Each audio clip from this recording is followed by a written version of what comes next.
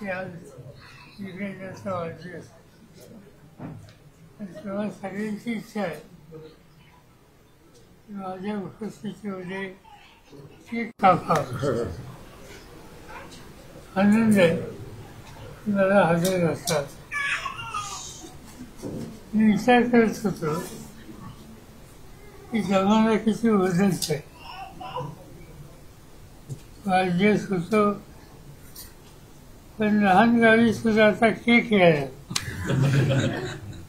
Cake कापायला लागले. लोक त्याच्यात लक्ष राहतात.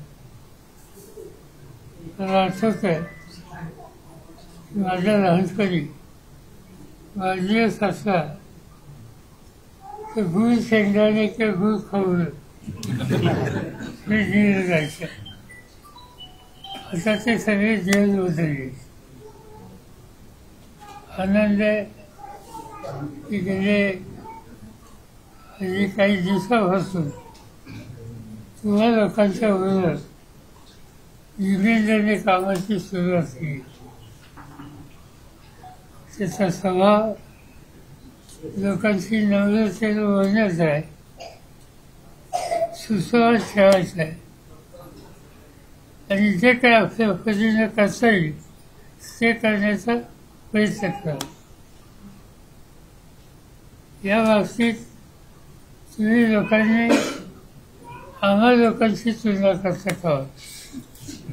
मी असो किंवा अजित असो, पण एक गोष्ट लक्षात ठेवा की आम्ही राजकारणात जेव्हा असतो तेव्हा सरकारी आमच्या असतात.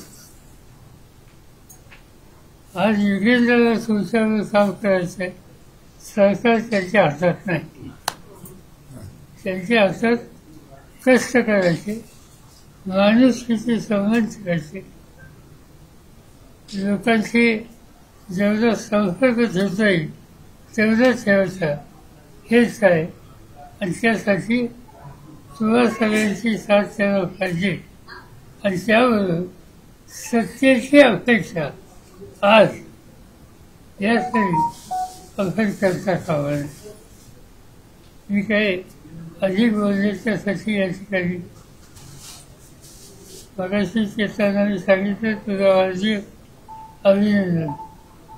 आता हे एकट्याचं अभिनंदन किती दिवस करायचं?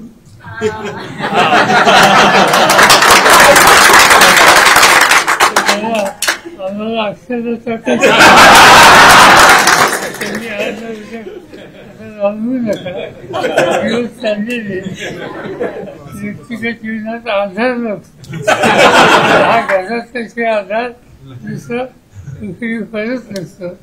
त्याचा विचार गांभीर्याने करते अशी अपेक्षा करूया आणि माझ्या शुभेच्छा.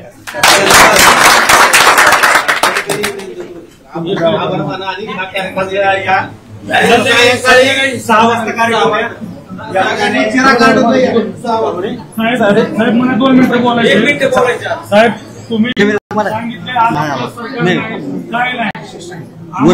संघर्ष आहे वाटलेला, पण आम्ही या संघर्षातही सगळे तरुण युगेंद्रदादांच्या पाठीशी खंबीरपणे उभे राहू अशी ग्वाही देतो.